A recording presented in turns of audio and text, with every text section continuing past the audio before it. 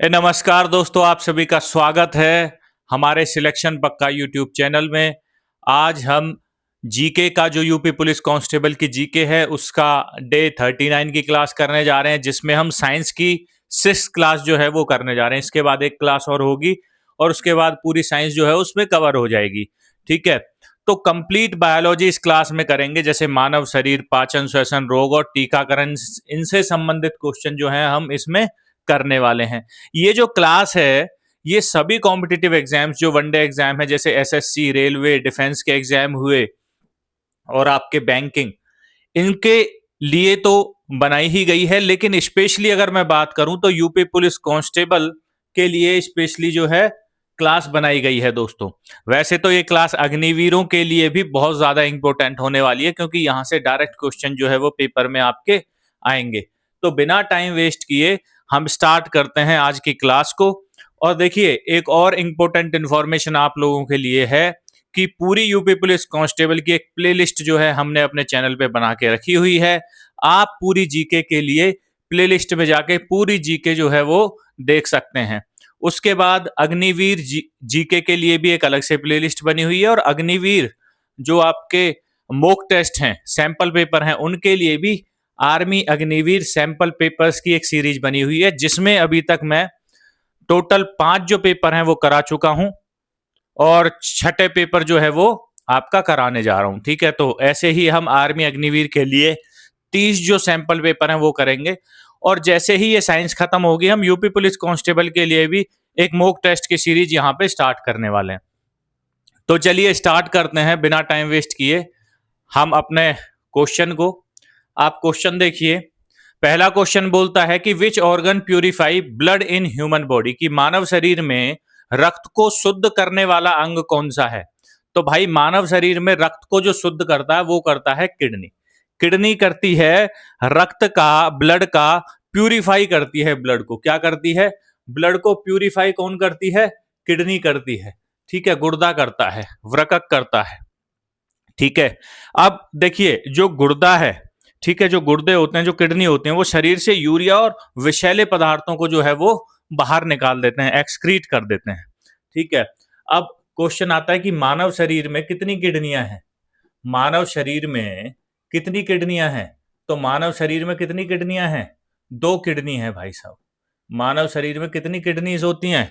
2 kidney होती हैं मानव शरीर में। ठीक है, और किडनी की किडनी की जो कार्यात्मक इकाई है, ठीक है, किडनी की कार्यात्मक इकाई, फंक्शनल यूनिट क्या है? ये पेपर में आता है क्वेश्चन, वो है आपका नेफ्रॉन। किडनी की कार्यात्मक इकाई को क्या कहते हैं? नेफ्रॉन कहते हैं। ये भी आपको पता होना चाहिए। ठीक है, उसके बाद नेक्स्ट क्वेश्चन पे चलते हैं। Question number 2। क्वेश्चन नंबर 2 बोलता है what is the normal temperature of human body. देखिए, मानव शरीर का सामान्य तापमान कितना है? अब ये दिया हुआ है आपका फ़ारेनहाइट में। तो भाई साहब, मानव शरीर का जो सामान्य तापमान होता है वो होता है 98.6 डिग्री फ़ारेनहाइट। अगर मैं इसी टेम्परेचर को सेल्सियस में बात करूं, क्योंकि एग्जामिनर सेल्सियस में भी दे सकता है, तो आप बोलेंगे 37 डिग्री सेल्सियस जो है मानव शरीर का सामान्य तापमान होता है। ठीक है, सामान्य तापमान कितना होता है? 37 डिग्री सेल्सियस। तो या तो 37 डिग्री बोल दो या 98.6 डिग्री फ़ारेनहाइट बोल दो, दोनों एक ही चीज है। अब यहां से क्वेश्चन क्या जनरेट होता है कि भाई, तापमान, शरीर के तापमान को नापने की इकाई, नापने वाले यंत्र का क्या नाम है? ठीक है, तापमान तापमान नापने वाले यंत्र का क्या नाम है? ठीक है, तापमान नापने वाले यंत्र का नाम बताइए। क्या बोलते हैं उसको? थर्मोमीटर। क्या बोलते हैं? थर्मोमीटर। थर्मो का मतलब है आपका हीट, और मीटर का मतलब नापने वाला, है ना। तो हीट को नापने वाले को क्या बोलेंगे? थर्मोमीटर। आप जाते हो डॉक्टर के पास फीवर चेक कराने के लिए, वो क्या लगाता है? थर्मोमीटर से चेक करता है कि बॉडी का टेम्परेचर कितना है। अगर बॉडी का टेम्परेचर इससे ज्यादा है, 98.6 फ़ारेनहाइट से ज्यादा है, तो डॉक्टर बोलता है आपको फीवर है, बुखार है आपको। ठीक है, और जो डॉक्टर आपको बताता है कि 100 डिग्री बुखार है, 102 डिग्री है, 104 है, वो फ़ारेनहाइट में बताता है, सेल्सियस में नहीं बताता है। इस बात को ध्यान रखना। ठीक है, दूसरा क्वेश्चन यहां से जनरेट होता है, जब थर्मोमीटर आ ही गया कि भाई जो थर्मोमीटर है इसमें कौन सी धातु का प्रयोग किया जाता है, तो इसमें पारे का प्रयोग किया जाता है। किसका? पारे का प्रयोग जो है किस में होता है? थर्मोमीटर में होता है। क्यों? ऊष्मा का ये बहुत अच्छा चालक है भाइयों। ठीक है, चलते हैं नेक्स्ट क्वेश्चन पे। आपका क्वेश्चन नंबर 3 की तरफ चलते हैं। क्वेश्चन नंबर 3 देखिए आप। क्वेश्चन नंबर 3, क्वेश्चन नंबर 3 बोलता है कि which vitamin is obtained from sunlight, कि भाई सनलाइट से मतलब सूर्य के प्रकाश से कौन सा विटामिन प्राप्त होता है। तो हमें पता है सूर्य के प्रकाश से विटामिन डी प्राप्त होता है।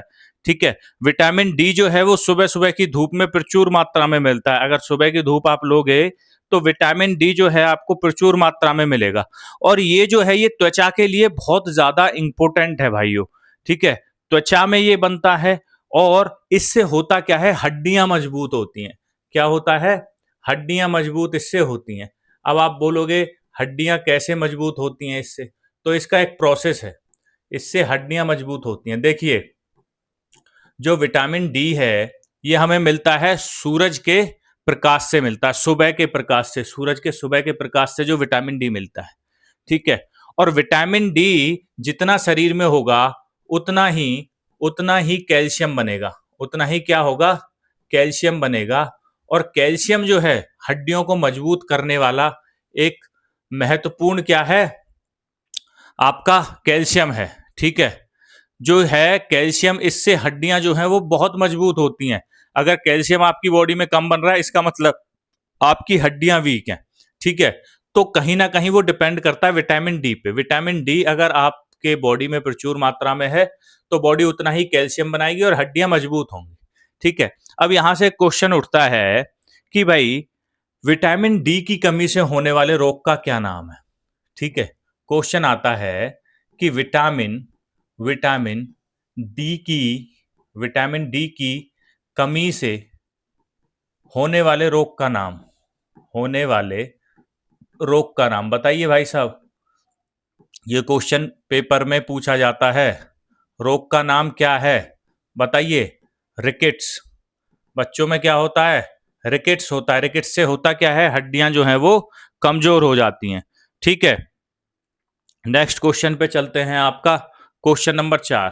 क्वेश्चन नंबर 4 बोलता है deficiency of vitamin C cause which disease. Vitamin C की कमी कौन सा रोग जो है वो उत्पन्न करती है? तो सी स्कर्वी, ये आप याद रखना। ठीक है, vitamin D rickets, beri vitamin B1। ठीक है, क्लियर है भाइयों? और नाइट ब्लाइंडनेस विटामिन ए, ये ए की वजह से होता है। तो ये आपको सारे याद रखने हैं। इसका हो जाएगा स्कर्वी। क्या हो जाएगा दोस्तों? स्कर्वी। देखिए, विटामिन सी की अगर कमी होती है, विटामिन सी की जो कमी होती है उससे होता क्या है? उससे होता क्या है? आपके मसूड़ों से खून आता है। ठीक है, विटामिन अगर सी की कमी से, विटामिन सी की कमी से होता क्या है? आपके मसूड़ों से खून आता है दोस्तों। ठीक है, मसूड़ों से खून आता है। अगर आपके मसूड़ों से खून आता है इसका मतलब आप में विटामिन सी की क्या है? कमी है। ठीक है, विटामिन सी की क्या है? कमी है। तो ये इसका जो है पहचानने का एक तरीका है। ठीक है, स्कर्वी रोग जो है वो विटामिन सी की कमी के कारण होता है, सभी को पता है। लेकिन अगर मैं बोलूं विटामिन सी के स्रोत क्या हैं, विटामिन सी के स्रोत क्या हैं, किससे मिलता है हमें विटामिन सी? तो देखिए, विटामिन सी हमें नींबू हुआ, आंवला हुआ, मौसमी हुआ, इन सब से क्या है? मिलता है। नींबू हुआ, आंवला हुआ, मौसमी हुआ, संतरे हुए, इनसे सबसे क्या मिलता है? विटामिन सी मिलता है। ठीक है, और विटामिन सी जो होता है ना ये बॉडी के लिए इसलिए भी इंपॉर्टेंट है कि विटामिन सी अगर बॉडी में होगा तो कहीं पे अगर चोट लग जाती है तो घाव को भरने में जो विटामिन सी है ये बहुत ज्यादा क्या करता है? अपनी भूमिका निभाता है। विटामिन सी घाव को भरने में या घाव को ठीक करने में बहुत सहायक होता है दोस्तों। ठीक है, चलते हैं नेक्स्ट क्वेश्चन की तरफ। क्वेश्चन देख लेते हैं आपका। क्वेश्चन देख लेते हैं 5वां। ठीक है, क्वेश्चन नंबर 5। क्वेश्चन नंबर 5 देखिए भाइयों क्या पूछता है। क्वेश्चन नंबर 5, क्वेश्चन नंबर 5 है कि which blood group is known as universal donor, मतलब किस रक्त समूह को सार्वत्रिक दाता कहा जाता है। ठीक है, जो सबको खून दे सकता है। ठीक है, उसके खून देने से किसी को कोई प्रॉब्लम नहीं होती, मतलब शरीर में कोई प्रॉब्लम नहीं होती, तो वो है आपका ओ नेगेटिव। ओ नेगेटिव को सर्वदाता कहते हैं। क्या कहते हैं? सर्वदाता। किसी को भी वो खून जो है वो दे सकता है, यूनिवर्सल डोनर उसको कहा जाता है। ठीक है, तो ये है भाई। अब यहां से क्या है, एक क्वेश्चन उठता है कि ब्लड ग्रुप जिसको हम बोलते हैं, जिसको हम क्या बोलते हैं, रक्त समूह, ब्लड ग्रुप की खोज किसने की। ठीक है, यानी कि रक्त समूह की खोज किसने की, ये क्वेश्चन जो है पेपर में बार बार आपको देखने को मिलेगा। तो लैंड स्टीनर जो है, इन्होंने इसकी खोज की थी। किसने? लैंड स्टीनर ने।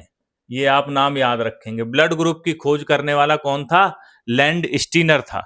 ठीक है, क्लियर है। और जो ब्लड होता है ना, ब्लड में ब्लड समूह, जो ब्लड ग्रुप होता है, ठीक है, उसका निर्धारण, जो ब्लड ग्रुप होता है भाई, कैसे पता हमें ब्लड ग्रुप कौन सा है ना? कुछ ना कुछ तो उसको मायने होंगे जिससे हमें पता चलेगा कि ब्लड ग्रुप ए है, बी है, ए बी है, ओ है, ठीक है, या बी पॉजिटिव है, या क्या है ब्लड ग्रुप। तो ब्लड ग्रुप जो नापते हैं ना, वो आरबीसी में एक सब्सटेंस होता है जिसको एंटीजन कहते हैं।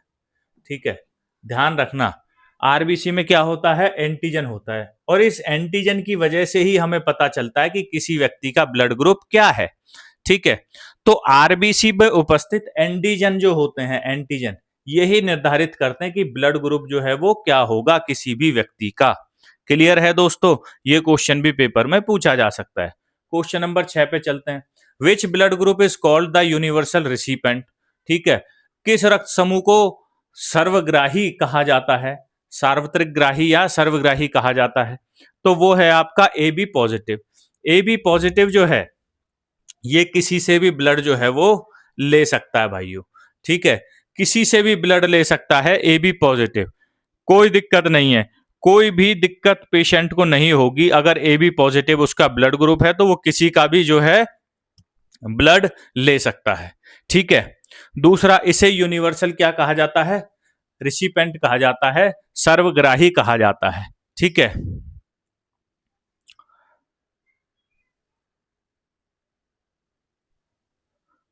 अब बात कर लेते हैं जो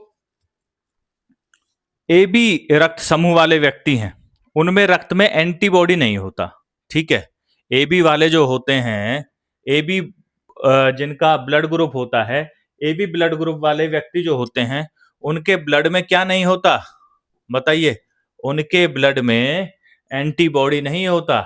ठीक है, तो वो किसी से भी क्या कर सकते हैं? ब्लड अपना ले सकते हैं, क्योंकि उनके ब्लड में क्या नहीं होता? एंटीबॉडी नहीं होता। चलते हैं नेक्स्ट क्वेश्चन पे। क्वेश्चन नंबर 7 पे चलते हैं भाइयों। क्वेश्चन नंबर 7 आप देखिए। क्वेश्चन नंबर 7 है कि which part of body control all activities, शरीर की सभी क्रियाओं को कौन नियंत्रण करता है? तो भाई साहब देखिए, सभी क्रियाओं को जो नियंत्रण करता है वो करता है आपका ब्रेन। मस्तिष्क जो है ये करता है पूरे शरीर की क्रियाओं को नियंत्रित। ठीक है, मस्तिष्क जो है वो शरीर का कंट्रोल सेंटर है एक तरह से।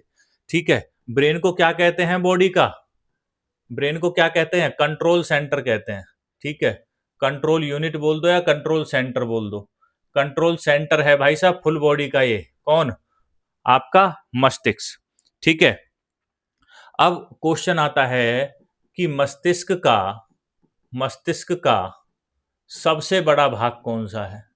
देखिए, मस्तिष्क को 3 भागों में बांटा जाता है।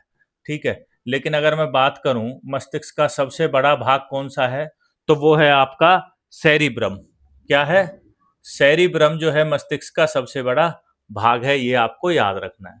ठीक है, 2 क्वेश्चन इससे जुड़े हुए हो गए, है ना? अब देखिए, जो ब्रेन होता है, मस्तिष्क होता है, इसकी ऊपरी सतह जो होती है, मस्तिष्क की ऊपरी सतह जो होती है उसको बोलते हैं स्कल। ऊपरी सतह को क्या कहते हैं? स्कल कहते हैं, जो हमारी मस्तिष्क की जो है रक्षा करती है। क्या करती है? रक्षा करती है मस्तिष्क की। ठीक है, मस्तिष्क को किसी भी तरह की चोट पहुंचाने से वो बचाती है, क्योंकि जो स्कल है वो बहुत ज्यादा मजबूत होती है। ठीक है, और अगर मैं बात करूं जो मस्तिष्क है, मस्तिष्क जो है ये आपके जो नर्वस सिस्टम है, जो ब्रेन है, मस्तिष्क है, वो नर्वस सिस्टम का मोस्ट इंपॉर्टेंट पार्ट होता है। नर्वस सिस्टम का महत्वपूर्ण भाग होता है। क्या होता है? महत्वपूर्ण भाग होता है भाइयों। ठीक है।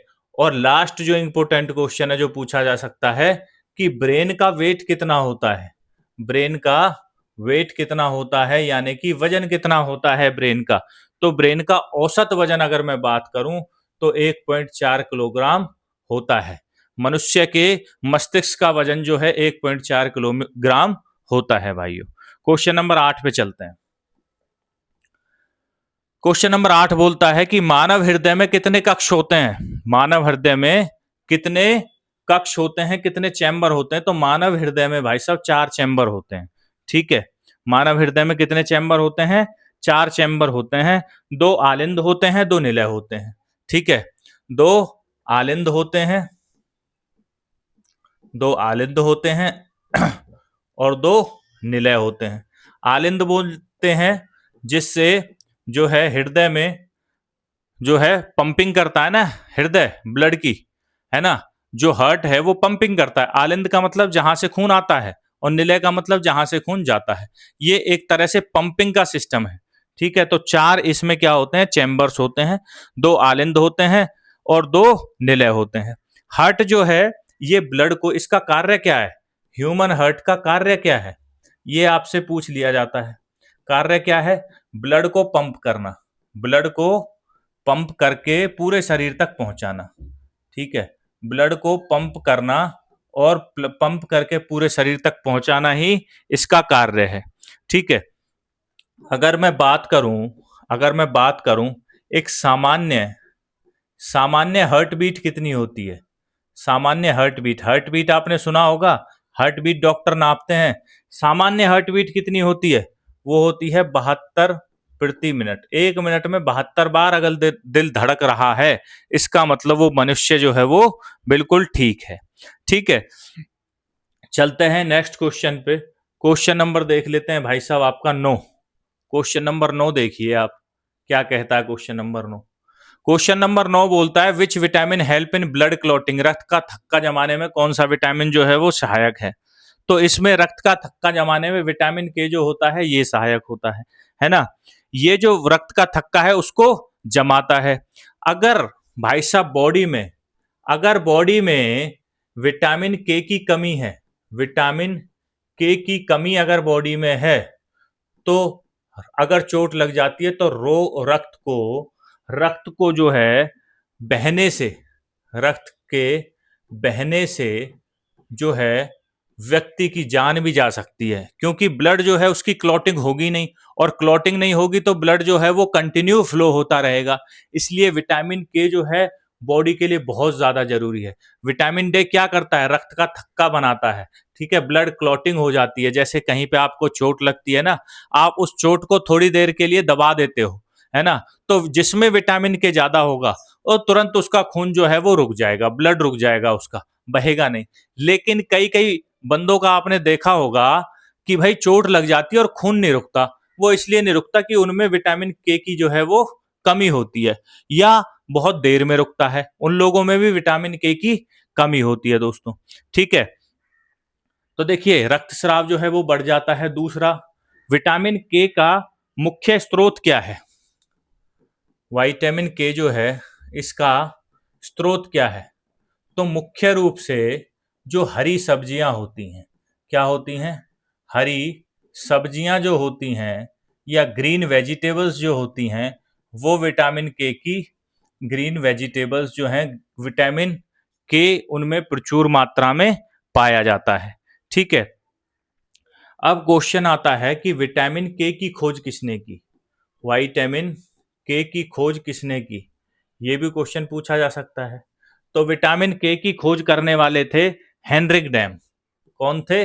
आपके हेनरिक डैम ने विटामिन के की खोज की थी। ठीक है। हेनरिक डैम जो हैं इन्होंने विटामिन के की खोज की थी दोस्तों। नेक्स्ट क्वेश्चन चलते हैं, क्वेश्चन नंबर 10। विटामिन डी की कमी से कौन सा रोग होता है? अभी कराया था। विटामिन डी की कमी से कौन सा रोग होता है भाई साहब? आपका रिकेट्स होता है। विटामिन डी की कमी से कौन सा रोग होता है? रिकेट्स रोग जो है ये बच्चों में होने वाला रोग है जो विटामिन डी की वजह से होता है। और इसमें होता क्या है रिकेट्स में? इसमें होता क्या है? बच्चों की हड्डियां कमजोर हो जाती हैं। बच्चों की हड्डियां जो हैं, हड्डियां कमजोर हो जाती हैं। ठीक है, कमजोर किस लिए होती हैं? विटामिन डी नहीं होता। विटामिन डी नहीं होता तो कैल्शियम नहीं बनाती बॉडी, और कैल्शियम नहीं बनाती तो हड्डियां जो हैं बच्चों में कमजोर हो जाती हैं, और उसी रोग को बोलते हैं रिकेट्स। ठीक है, और विटामिन डी इसका मुख्य कारण है। विटामिन डी का प्रमुख स्रोत क्या है? विटामिन डी का स्रोत क्या है? बताइए, विटामिन डी का स्रोत क्या है? भाई साहब, सूर्य का जो सुबह का प्रकाश होता है, सूर्य का प्रकाश। ठीक है, वैसे तो सूर्य के प्रकाश में पूरे दिन विटामिन डी मिलता है, लेकिन सुबह जो विटामिन डी मिलता है उसकी जो मात्रा होती है वो सर्वाधिक होती है, इसीलिए बोलते हैं सुबह की धूप अवश्य लेनी चाहिए। ठीक है, अब ये जो रिकेट्स होता है इसमें होता क्या है? रिकेट्स में होता क्या है? क्योंकि हड्डियां कमजोर हो जाती हैं, तो रिकेट्स में बच्चों की जो हड्डियां हैं, बच्चों की हड्डियां जो हैं वो टेढ़ी हो जाती हैं। हड्डियां क्या हो जाती हैं? टेढ़ी हो जाती हैं भाइयों। ठीक है, टेढ़ी हो जाती हैं, हड्डियां टेढ़ी हो जाती हैं इसमें, ये आपको याद रखना है। स्कर्वी विटामिन सी हो गया। ठीक है, बेरी विटामिन बी1 हो गया। ठीक है, क्लियर है दोस्तों? नेक्स्ट क्वेश्चन पे चलते हैं। नेक्स्ट क्वेश्चन है आपका भाइयों, नेक्स्ट देख लेते हैं क्वेश्चन नंबर आपका 11। क्वेश्चन नंबर 11 देखिए, which gas is essential for respiration? श्वसन के लिए कौन सी गैस आवश्यक है? तो कौन सी गैस चाहिए भाई साहब? हमें ऑक्सीजन चाहिए। ऑक्सीजन हम लेते हैं और हम छोड़ते क्या हैं? ठीक है, मनुष्य क्या छोड़ता है? CO2 छोड़ता है, कार्बन डाइऑक्साइड छोड़ता है। ठीक है, और गैसों का जो आदान प्रदान है, जो श्वसन है, उसको कौन करता है? फेफड़े उसको करते हैं। कौन करता है? फेफड़े करते हैं। श्वसन सिस्टम जो है, जो रेस्पिरेटिव सिस्टम है, ठीक है, जो श्वसन तंत्र है, उसमें फेफड़े जो है वो महत्वपूर्ण भूमिका निभाते हैं भाइयों। ठीक है, अब देखिए, जो ऑक्सीजन है ना उसको शरीर तक कौन पहुंचाता है? देखिए, शरीर में जो हीमोग्लोबिन होता है ना, ब्लड में क्या होता है? हीमोग्लोबिन होता है। ठीक है, हेमोग्लोबिन होता है, जिसके कारण जो है ब्लड का कलर लाल होता है। इसी पिगमेंट के कारण, इसी के कारण जो है ब्लड का कलर जो है वो लाल होता है, हीमोग्लोबिन के कारण। जितना ज्यादा हीमोग्लोबिन कंटेंट होगा उतना ही ज्यादा खून जो है वो गाढ़ा होगा, ये आप याद रख लेना। ठीक है, तो हीमोग्लोबिन जो है ये ऑक्सीजन को क्या करता है? ऑक्सीजन को पूरे बॉडी के सभी भागों तक पहुंचाता है भाइयों। ठीक है, अब क्वेश्चन आता है कि ऑक्सीजन, अब देखिए ऑक्सीजन है तो ऑक्सीजन की खोज किसने की? बताइए, ऑक्सीजन की खोज कौन करता है? प्रिस्टले करता है। कौन करता है? प्रिस्टले जो है ऑक्सीजन की खोज करता है। ठीक है, प्रिस्टले के द्वारा जो है, जोसेफ प्रिस्टले के द्वारा ऑक्सीजन की खोज की जाती है। क्वेश्चन नंबर 12, इंसुलिन किस अंग द्वारा स्त्रावित होता है? तो इंसुलिन को स्त्रावित करता है आपका अग्नाशय यानी कि पेनक्रियाज। ऑप्शन बी यहाँ पे करेक्ट हो जाएगा। ठीक है, अग्नाशय जो है वो इंसुलिन को जो है वो स्त्रावित करता है। ठीक है, इंसुलिन जो है वो शुगर नियंत्रण करता है। इंसुलिन क्या करता है भाई साहब? मोस्ट इंपोर्टेंट है, शुगर कंट्रोल कौन करता है? इंसुलिन ही करता है। अब जो है, अब देखिए, शुगर को ये कंट्रोल करता है। अब होता क्या है, जब बॉडी इंसुलिन बनाना कम कर देती है तो शुगर ऑटोमेटिकली मनुष्य की हाई हो जाती है दोस्तों। ठीक है, तो इसके लिए जो पैनक्रियाज है वो अगर सही अमाउंट में इंसुलिन जो है वो प्रोड्यूस करेगा, स्त्रावित करेगा, तो शुगर कभी नहीं होगी। ठीक है, डायबिटीज कभी नहीं होगी। लेकिन जब शुगर बनाना ही बॉडी कम कर देती है तो क्या हो जाता? डायबिटीज हो जाती है। डायबिटीज हो जाती है, शुगर हो जाती है। ठीक है भाइयों, क्लियर है? इसमें होता क्या है? डायबिटीज में जो ब्लड होता है ना, ब्लड, डायबिटीज में होता क्या है? ब्लड में शुगर की मात्रा ज्यादा हो जाती है। ब्लड में शुगर यानी कि ग्लूकोज की मात्रा जो है वो बढ़ जाती है। ग्लूकोज की मात्रा क्या हो जाती है? बढ़ जाती है भाइयों। ठीक है, चलते हैं नेक्स्ट क्वेश्चन पे। क्वेश्चन नंबर 13 है आज की क्लास का, देख लेते हैं। क्वेश्चन नंबर 13 देखिए, बोलता है कि deficiency of iron cause which disease, iron की कमी से कौन सा रोग होता है। मैं आपको करा चुका हूं, एनीमिया रोग जो है वो आयरन की कमी से होता है। ठीक है, आयरन की कमी से कौन सा होता है, एनीमिया रोग होता है। इसमें होता क्या है कि हीमोग्लोबिन जो है ब्लड में, हीमोग्लोबिन जो है उसकी मात्रा कम हो जाती है ना।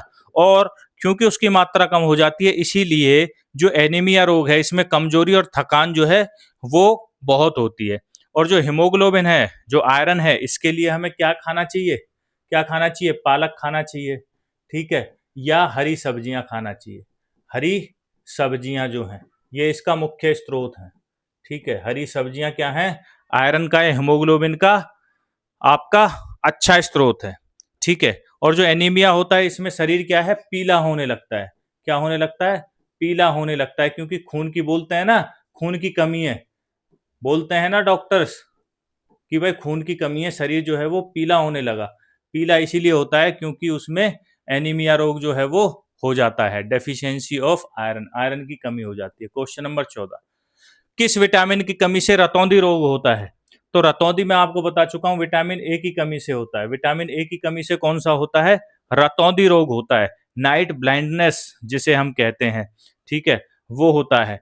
अब विटामिन ए का मुख्य स्रोत क्या है, ठीक है, मुख्य स्रोत इसका क्या है, गाजर, आप गाजर कह सकते हैं। गाजर जो है विटामिन ए का मुख्य स्रोत है।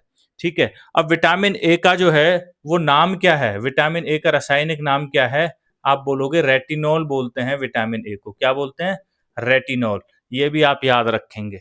नेक्स्ट चलते हैं क्वेश्चन नंबर आपका 15 पे, कि भाई रोगों से लड़ने में कौन सी रक्त कोशिकाएं सहायक होती हैं।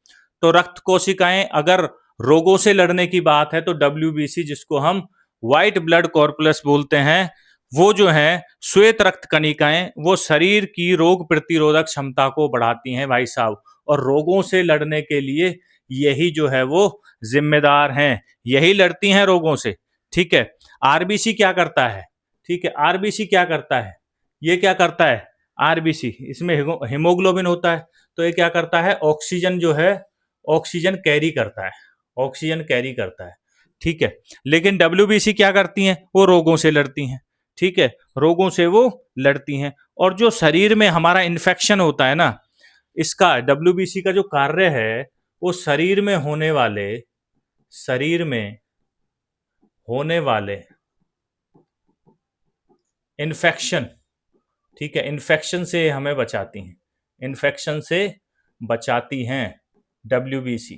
ठीक है, ये आपको याद रखना है। और ये क्या करती हैं, रोग प्रतिरोधक क्षमता जो है वो भी बढ़ाती हैं शरीर की। क्वेश्चन नंबर 16, मच्छरों से कौन सा रोग फैलता है। मच्छरों से फैलता है आपका हैजा नहीं फैलता, टाइफाइड नहीं फैलता, टीबी, ट्यूबरकुलोसिस, तपेदिक नहीं फैलता, कौन सा फैलता है, मलेरिया।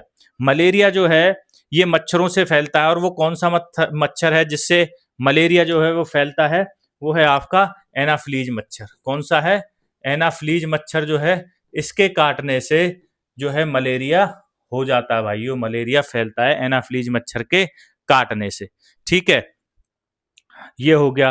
अब क्योंकि यहाँ पे मच्छरों की बात है, तो डेंगू, डेंगू जो है वो किस मच्छर के काटने से होता है, ये भी बताइए, एडीज मच्छर के काटने से। ठीक है, एडीज मच्छर के काटने से जो है वो क्या होता है, डेंगू होता है। नेक्स्ट क्वेश्चन, क्वेश्चन नंबर आपका 17, BCG vaccine is used for prevention of which disease. BCG टीका किस रोग से बचाव के लिए लगाया जाता है, बताइए। तो देखिए, बीसीजी का टीका जो है वो लगाया जाता है आपका टीबी, जिसको हम ट्यूबरकुलोसिस कहते हैं या तपेदिक कहते हैं, इस रोग की रोकथाम के लिए जो है वो बीसीजी का टीका लगाया जाता है। ठीक है, टीबी एक बैक्टीरियल रोग है, बैक्टीरिया के कारण होता है टीबी। टीबी किसके कारण होता है, बैक्टीरिया के कारण होने वाला, बैक्टीरिया के कारण होने वाला रोग है, बैक्टीरिया से होता है। ठीक है, और जो टीबी का जीवाणु है, जो टीबी का बैक्टीरिया है, टीबी का जो बैक्टीरिया है उसका नाम क्या है, उसका नाम पूछ लिया जाता है कि टीबी जो है वो किस बैक्टीरिया के कारण होता है, तो वो है आपका mycobacterium, mycobacterium tuberculosis, tuberculosis TB हो गया। माइक्रोबैक्टीरियम ट्यूबरकोलोसिस बैक्टीरिया है, उसकी वजह से क्या होता है आपका ट्यूबरकोलोसिस होता है। ठीक है भाइयों। और बीसीजी का जो टीका है, जो बीसीजी का टीका है वो आपका नवजात शिशुओं में जो है वो लगाया जाता है। ठीक है। Next question, question number 18, beriberi रोग किस विटामिन की कमी से होता है? तो बेरी बेरी रोग जो है विटामिन B1 की कमी से होता है। और विटामिन B1 को क्या कहते हैं? विटामिन B1 को थायामीन कहते हैं। क्या कहते हैं आपका? थायामीन जो है इसको कहते हैं भाइयों। विटामिन B1 का नाम है थायामीन। थायामीन कहते हैं बेरी बेरी रोग होता है, इसकी कमी से जो तंत्रिका तंत्र है वो प्रभावित होता है। ठीक है। अनाज हो गया हमारा, मोटा अनाज, दाल हो गई, ये इसका क्या है? मुख्य स्रोत है। ठीक है। विटामिन की बात आई तो विटामिन जो है दो प्रकार के होते हैं। ठीक है। एक होता है वाटर सोल्यूबल विटामिन, ठीक है, जो जल में घुलनशील विटामिन है। एक होता है फैट सोल्यूबल विटामिन, जो जल में अघुलनशील है या वसा घुलनशील विटामिन है। ठीक है। वाटर सोल्यूबल और आपका फैट सोल्यूबल। अब बताइए मुझे कि भाई कौन कौन से विटामिन है जो वाटर सोल्यूबल हैं? तो बी और सी विटामिन वाटर सोल्यूबल है, बाकी सभी फैट सोल्यूबल हैं। ठीक है। ए, डी, ई, के, ये सारे विटामिन क्या हैं आपके? ये हैं आपके फैट सोल्यूबल। ठीक है। और वाटर सोल्यूबल कौन कौन से हैं? बी और सी विटामिन जो है वो वाटर सोल्यूबल है। क्लियर है दोस्तों? ठीक है भाइयों, आप इसको जो फैट सोल्यूबल विटामिन है इनको आप कीड़ा के नाम से भी याद रख सकते हैं, कीड़ा। ठीक है। विटामिन KEDA, कीड़ा। कीड़ा जो है वो फैट सोल्यूबल है, आप ऐसे भी इसको याद रख सकते हैं। बाकी बी और सी जो है वो वाटर सोल्यूबल है। चलते हैं नेक्स्ट क्वेश्चन पे। क्वेश्चन नंबर देख लेते हैं आपका 19। क्वेश्चन नंबर 19 देखिए भाइयों। Question number 19, which organ store bile juice? पित्त रस का भंडारण किस अंग में होता है? ठीक है। पित्त रस का जो भंडारण है वो किस में होगा? पित्ताशय में होगा। पित्त रस है तो किस में होगा? पित्ताशय में। ऑप्शन बी यहाँ पे करेक्ट हो जाएगा। ठीक है। अब जो पित्त रस है ये कौन बनाता है? पित्त रस बनाता कौन है? ठीक है। तो पित्त रस जो है, पित्त रस जो है, जो बाइल जूस है, वो लीवर बनाता है आपका। क्या करता है? लीवर बनाता है, ये आपको याद रखना है। ठीक है। पित्त रस कौन बनाता है? लीवर बनाता है। ठीक है। और ये जो है, जो पित्त रस होता है, ये फैट को पचाने में बहुत अहम योगदान निभाता है। पित्त रस जो है वो आपके वसा के पाचन में सहायक है। वसा के पाचन में सहायक है, वसा का पाचन करता है। ठीक है। वसा का पाचन करता है। क्लियर है दोस्तों? अब क्योंकि ये जो है, जो पित्त रस है, लीवर बनाता है, तो लीवर जो है, लीवर शरीर की, मानव शरीर की सबसे बड़ी ग्रंथि है भाइयों। लीवर जो है मानव शरीर की सबसे बड़ी ग्रंथि है, ये भी आपको याद रखना है। ठीक है। मानव शरीर की सबसे बड़ी ग्रंथि है। ठीक है। अब जो पित्त रस होता है इसका जो रंग है वो पीला और हरा होता है। क्वेश्चन नंबर 20 पे आ जाते हैं। आयोडीन की कमी से कौन सा रोग होता है? तो आयोडीन की कमी से होता है आपका घेंगा रोग। कौन सा होता है? घेंगा रोग होता है। ऑप्शन ए करेक्ट हो जाएगा, गोइट्री रोग होता है। ये आयोडीन की कमी से होता है। और थायराइड ग्लैंड से संबंधित रोग है। ठीक है। किसको इंपैक्ट करता है ये घेंगा रोग? ये थायराइड को। किसको करता है आपका? थायराइड ग्रंथि को जो है ये इंपैक्ट करता है। ठीक है। और उसी की वजह से क्या होता है? आपका घेंगा रोग होता है। तो इसमें होता क्या है कि आयोडीन युक्त नमक जो है इसका बचाव करता है इस रोग का, है ना। और थायराइड जो है, थायराइड ग्रंथि जो हमारी है, ये मनुष्य का जो शरीर होता है उसमें वृद्धि नियंत्रण करती है भाई साहब। ठीक है। और इसमें होता क्या है, घेंगा रोग में जो गर्दन है वो स्वेलिंग हो जाती है उसमें। चलते हैं क्वेश्चन नंबर आपका 21 पे। क्वेश्चन नंबर 21 देखिए। रक्त का कौन सा भाग थक्का जमाने में मदद करता है? थक्का कौन जमाएगा भाई साहब? बताइए। विटामिन के, और विटामिन के में कौन है? ब्लड में कौन है? प्लेटलेट्स। कौन है? प्लेटलेट्स। जो प्लेटलेट्स हैं वो रक्त का थक्का जमाने में सहायक होती हैं। और प्लेटलेट्स का दूसरा नाम है थ्रम्बोसाइट्स। क्या है आपका? थ्रोम्बोसाइट्स इनको कहते हैं। ठीक है। प्लेटेलेट्स को थ्रम्बोसाइट्स भी कहते हैं। थ्रम्बोसाइट्स जो है प्लेटेलेट्स का दूसरा नाम है। प्लेटेलेट्स की कमी से जो है रक्तस्राव वो बढ़ जाता है। ठीक है, और प्लेटेलेट्स कहाँ पर पाई जाती हैं, ये कहाँ पर स्थित होती हैं, कहाँ पर स्थित होती हैं भाई साहब प्लेटेलेट्स, बताइए। प्लेटेलेट्स कहाँ पर स्थित होती हैं, ये क्वेश्चन आता है। तो ये होती हैं आपके अस्थि मज्जा में। कहाँ पे होती हैं, अस्थि मज्जा में। अस्थि मज्जा में जो है प्लेटेलेट्स बनते हैं वहां पर। ठीक है, और जो डेंगू रोग होता है ना, डेंगू में होता क्या है, डेंगू में सबसे पहले प्लेटेलेट्स डाउन हो जाती हैं। प्लेटेलेट्स डाउन हो जाती हैं और इसीलिए कहीं ना कहीं से जो है वो बॉडी से ब्लड आने लगता है, या तो यूरिन के थ्रू आता है या नाक के थ्रू या कहीं से भी जो है, क्योंकि प्लेटेलेट्स कम हो गई, रक्त का थक्का जमना कम हो गया, और वहीं से फिर डेंगू रोग होता है। और डेंगू में क्या हो जाता है, जो कहीं ना कहीं से ब्लड का स्राव हो जाता है बॉडी से। वायरस से होने वाला रोग कौन सा है, वायरस से होने वाला रोग बताइए। तो देखिए, मलेरिया मच्छर से होता है, टाइफाइड मच्छर से होता है हैजा, और वायरस से होता है आपका डेंगू। ऑप्शन बी यहाँ पे करेक्ट हो जाएगा। जो डेंगू है ये वायरस से होने वाला रोग है। ठीक है, डेंगू जो है ये वायरस से होने वाला रोग है भाइयों।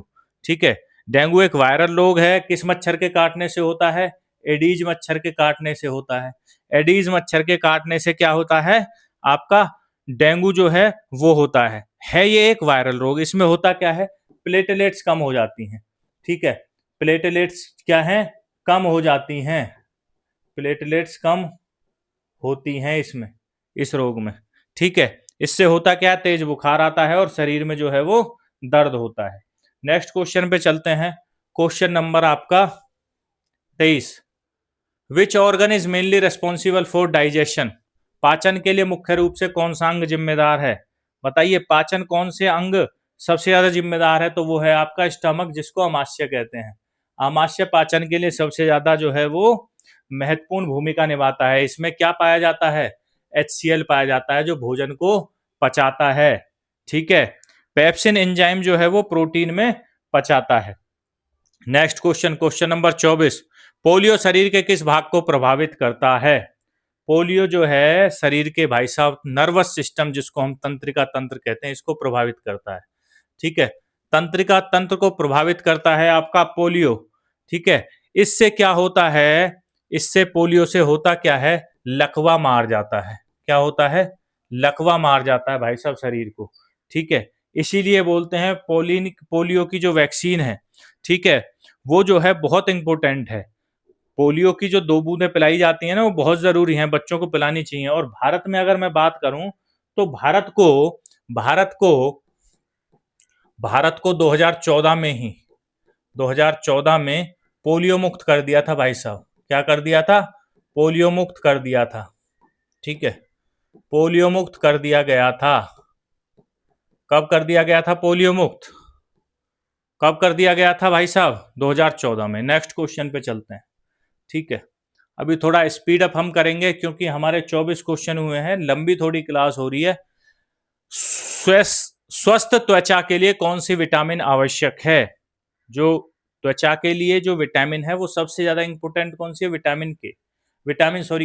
विटामिन ई त्वचा के लिए, स्किन के लिए सबसे ज्यादा लाभदायक होती है, क्योंकि ये किसका काम करती है, एंटीऑक्सीडेंट का काम करती है। किसका, एंटीऑक्सीडेंट का काम जो है ये करती है भाई साहब। कौन सी, विटामिन के। ठीक है, इसे विटामिन के को ब्यूटी विटामिन भी कहते हैं। क्या कहते हैं, ब्यूटी विटामिन भी इसको कहते हैं। ये भी आपको याद रखना है। ब्यूटी विटामिन के नाम से कौन सा विटामिन प्रसिद्ध है, तो आप बताएंगे ब्यूटी विटामिन के नाम से आपका विटामिन के जो है वो प्रसिद्ध है। ठीक है, और विटामिन ए प्रसिद्ध है। और विटामिन ई का जो नाम है, विटामिन ए को किस अन्य नाम से जाना जाता है, तो वो है आपका टोकोफेरोल। क्या है, टोकोफेरोल के नाम से इसको जाना जाता है। ये भी आप याद रखेंगे। Question number 26। रक्त से कार्बन डाइऑक्साइड को कौन सा अंग बाहर निकालता है। ठीक है, तो भाई साहब जो फेफड़े हैं ना, हमारे फेफड़े जो लंग्स हैं, ये निकालते हैं रक्त से कार्बन डाइऑक्साइड को बाहर। फेफड़े ही काम करते हैं श्वसन में ऑक्सीजन को लेने का और कार्बन डाइऑक्साइड को छोड़ने का। तो सही और सटीक उत्तर हो जाएगा ऑप्शन बी। ठीक है, फेफड़े गैसों का आदान प्रदान करते हैं, कार्बन डाइऑक्साइड को बाहर छोड़ते हैं और ऑक्सीजन को जो है वो लेते हैं। जो स्मोकिंग है, जो स्मोकिंग करते हैं ना लोग, सबसे पहले फेफड़ों में ही उसका इम्पैक्ट पड़ता है। ठीक है, फेफड़े खराब हो जाते हैं उसके। नेक्स्ट क्वेश्चन है, बैक्टीरिया से होने वाला रोग कौन सा है? बैक्टीरिया से होने वाला रोग, देखिए अभी कराया है, टीबी जो है तपेदिक, ये किससे होता है? बैक्टीरिया से होता है। किससे होता है भाइयों? बैक्टीरिया से। क्या है उस बैक्टीरिया का नाम? Mycobacterium, Mycobacterium tuberculosis, Mycobacterium tuberculosis, TB लिख देता हूं मैं। ठीक है, इस बैक्टीरिया के कारण होता है टीबी। ठीक है, और टीबी मुख्य रूप से किसको, कौन सा अंग इसमें प्रभावित होता है? कौन सा अंग प्रभावित होता है टीबी में?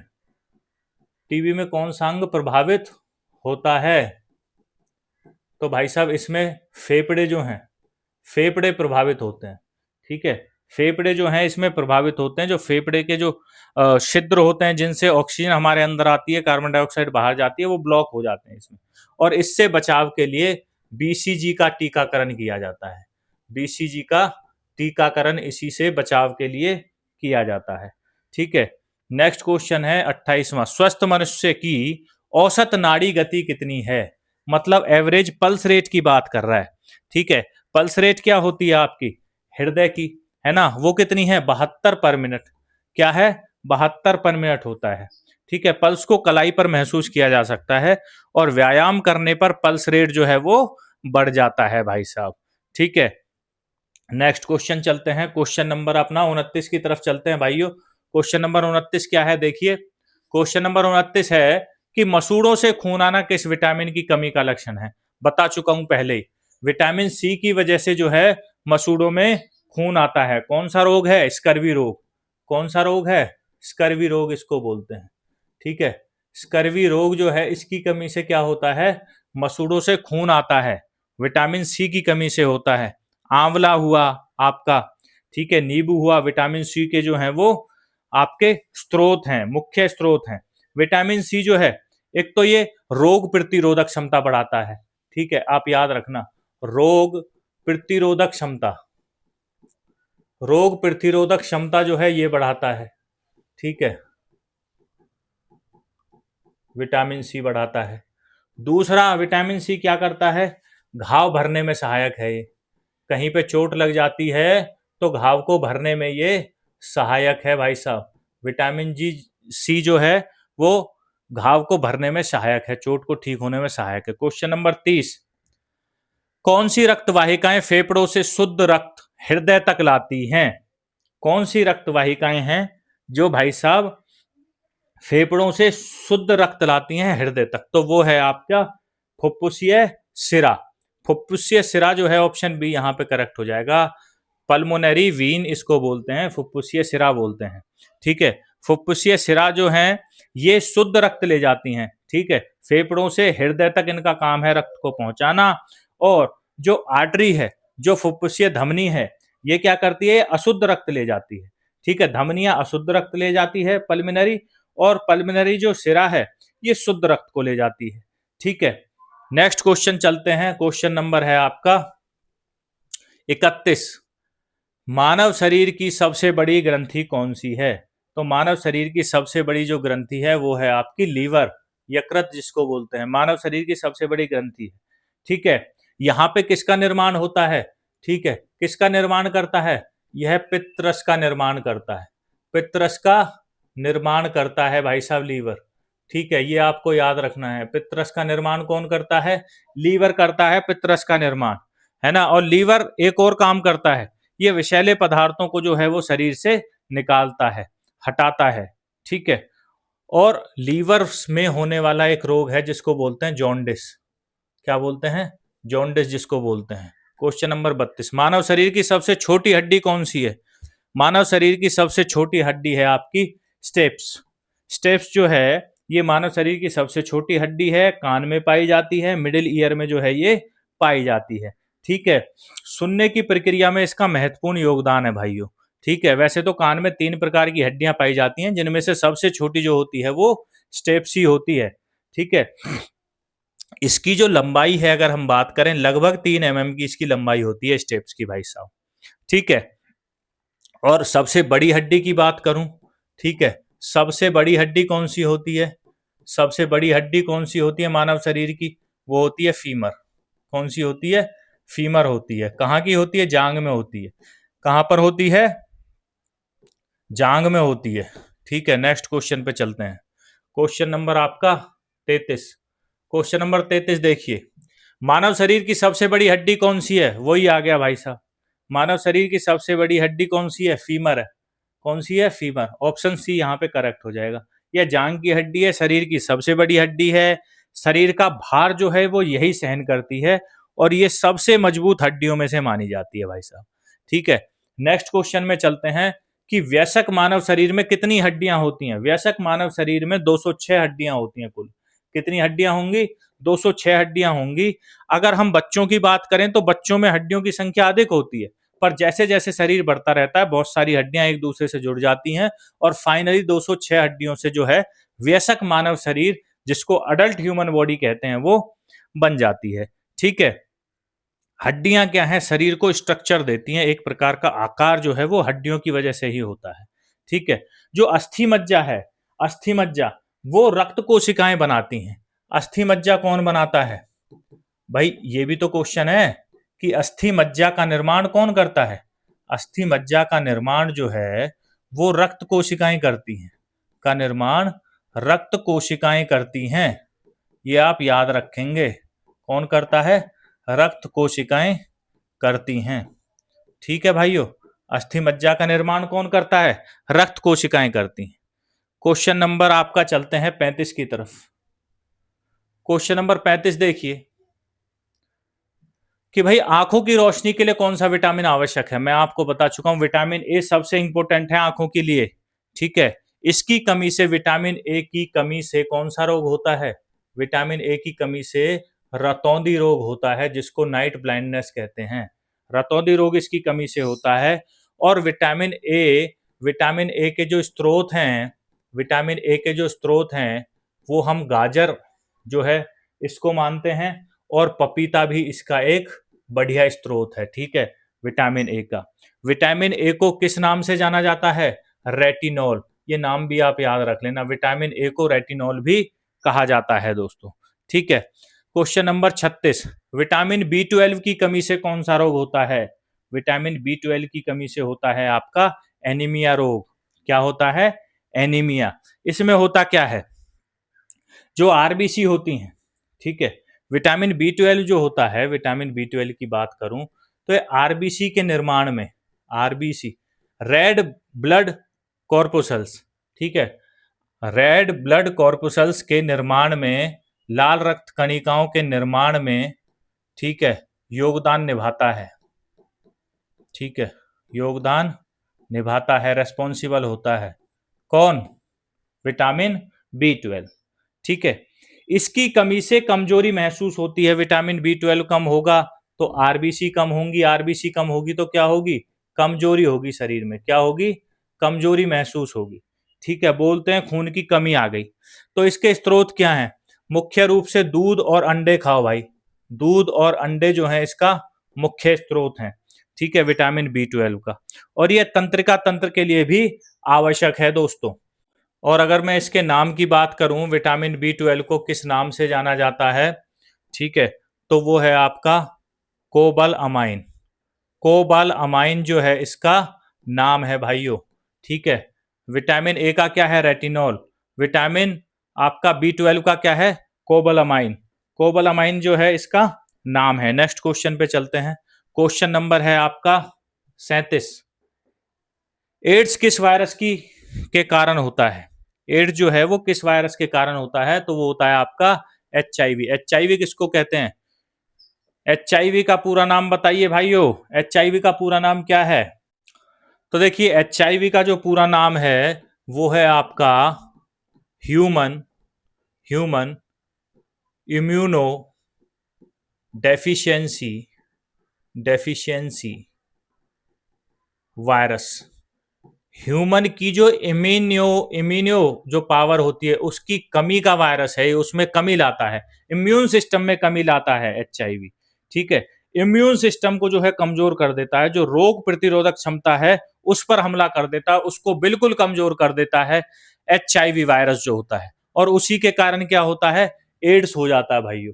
क्या कारण होता है, एड्स हो जाता है। ठीक है, किसको प्रभावित करता है ये, इम्यून सिस्टम को प्रभावित करता है, जैसे इसके नाम में ही है, जैसे इसके नाम में ही है, इम्यून सिस्टम को ये क्या करता है, प्रभावित करता है।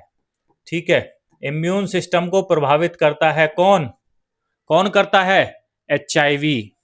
ठीक है, HIV human immuno deficiency virus जो है।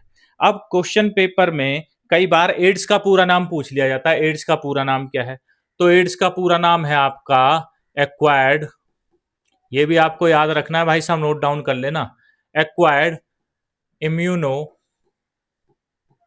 डेफिशिएंसी। डेफिशिएंसी का मतलब होता है कमी, डेफिशिएंसी, और एस का मतलब होता है सिंड्रोम, एस का मतलब क्या होता है, सिंड्रोम। ठीक है, ये इसका पूरा नाम है। तो एड्स का नाम भी और HIV का नाम भी पेपर में क्या है वो पूछ लिया जाता है।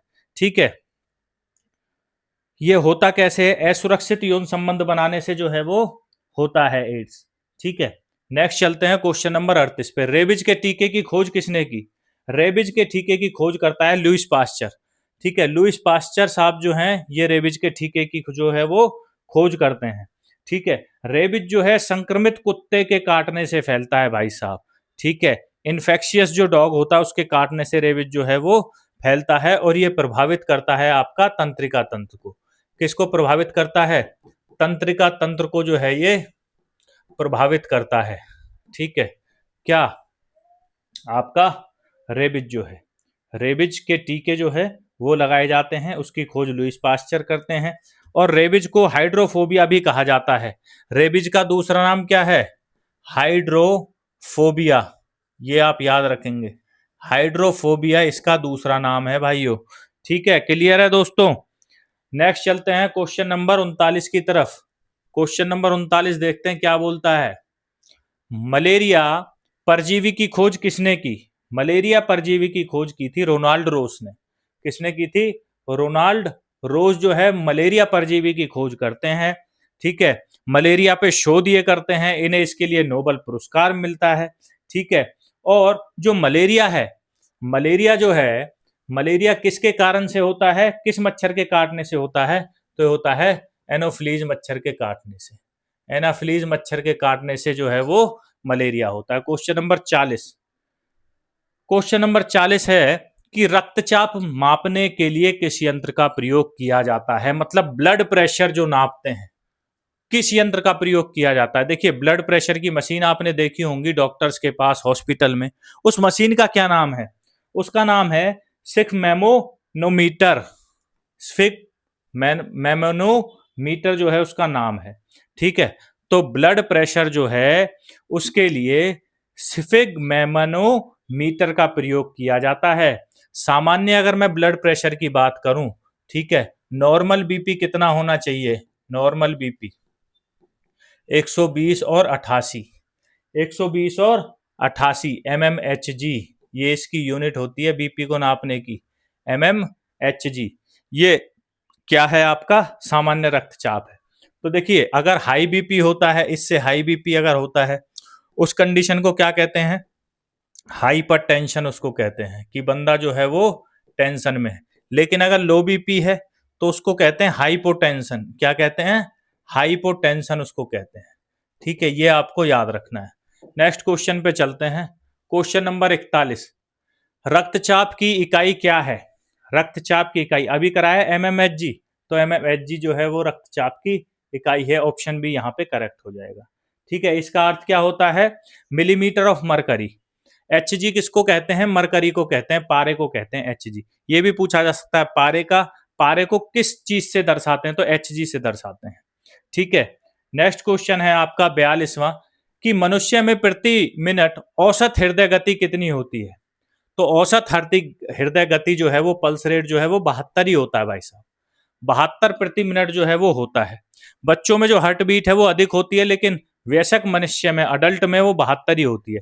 एक्सरसाइज जब हम करते हैं, जब रनिंग वगैरह करते हैं, जिम करते हैं, तो हार्ट बीट क्या है, वो बढ़ जाती है।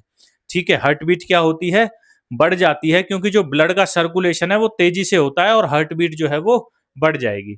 ठीक है, हार्ट करता क्या है, हार्ट जो है रक्त को पंप करता है और इसमें 4 चैम्बर होते हैं हार्ट में। क्लियर भाइयों? नेक्स्ट क्वेश्चन पे चलते हैं। क्वेश्चन नंबर आपका 43। हैजा मुख्य रूप से किसके द्वारा फैलता है? हैजा जो है किसके द्वारा फैलेगा? पानी के द्वारा फैलेगा, वाटर के द्वारा फैलेगा। ऑप्शन बी यहाँ पे करेक्ट हो जाएगा। ठीक है, जो हैजा है वो दूषित, जो कंटेमिनेटेड वाटर होता है, दूषित जल जो होता है, उसके कारण हैजा फैलता है। ठीक है, बैक्टीरिया से होने वाला रोग है, क्योंकि हम दूषित पानी पी लेते हैं, कंटेमिनेटेड वाटर पी लेते हैं। इससे होता क्या है, दस्त और उल्टियां होती हैं। दस्त और उल्टियां आपने देखा होगा। ठीक है, दस्त और उल्टी जो हैं वो बच्चों को या मनुष्यों को, जो वयस्क आपके मनुष्य हैं उनको हो जाती है, दस्त और उल्टियां हो जाती हैं। इसी वजह से जो है हमें गंदा पानी पीने से बचना चाहिए और बोलते हैं कि साफ पानी जो है वो पिए। ठीक है, जो स्वच्छता है, अगर हम बात करें, स्वच्छता जो है, क्लीनलीनेस जो है, वो रोगों से बचाती है भाई साहब हमें, इसलिए हमें साफ सुथरा बिल्कुल सफाई से रहना चाहिए। क्वेश्चन नंबर 44 पे चलते हैं। टाइफाइड किस सूक्ष्मजीवी से होता है? तो टाइफाइड किससे होगा? बैक्टीरिया से होगा। ऑप्शन बी यहाँ पे करेक्ट हो जाएगा। टाइफाइड होता है बैक्टीरिया की वजह से।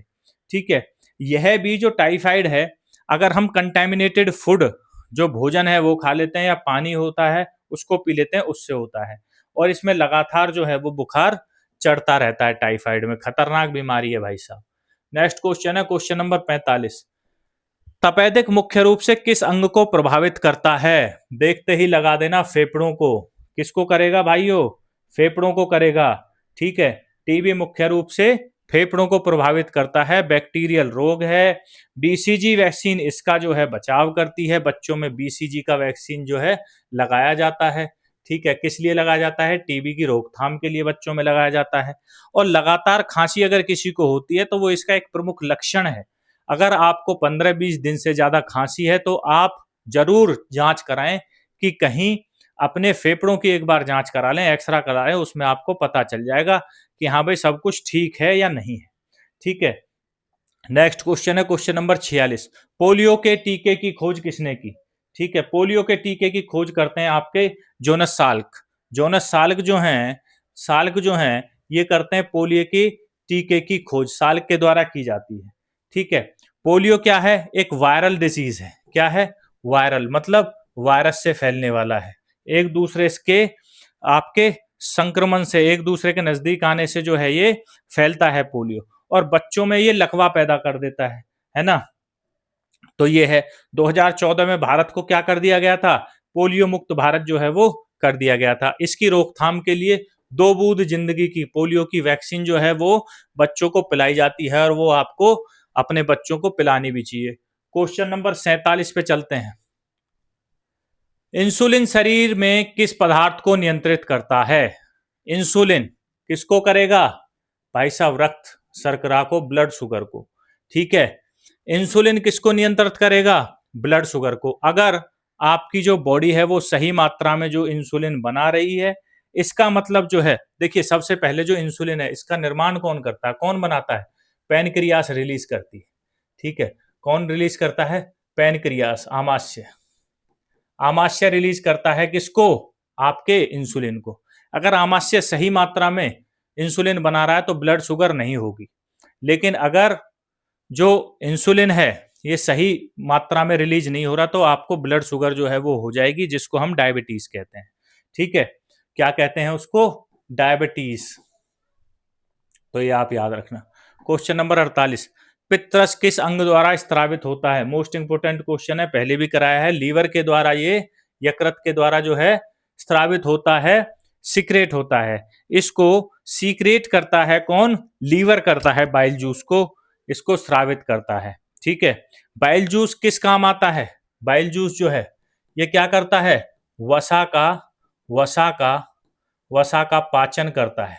वसा का पाचन करता है भाई साहब बाइल जूस। ठीक है, ये इंपॉर्टेंट है।